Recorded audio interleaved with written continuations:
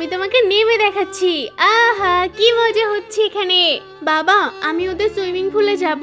ওখানে যাবি? তাই না, এত বলার কি আছে, ওখানটায় যাবি তাতে কি আছে, ওরা তো আমাদের প্রতিবেশী হয় তাই না। এই তুই আবার উঠছিস কেন? তোকে কি জবাবদিহি করবে নাকি? আমার ছেলে এখন উঠবে। এই দাঁড়াও দাঁড়াও দাঁড়াও, এই ওকে আবার কোথায় নামাচ্ছ? বোন সরে যাও তো, আমার ছেলেটা এখন সুইমিং পুলে নামবে। হ্যাঁ আমিও দেখছি, আমি থাকতে ওকে সুইমিং পুলে কে নামতে দেবে? আমার ছেলেকে এত জোরে ফেলে দিল, এটার একটা প্রতিশোধ নিতেই হবে। চল এখন আমার সাথে, পরে আসবো এখানে।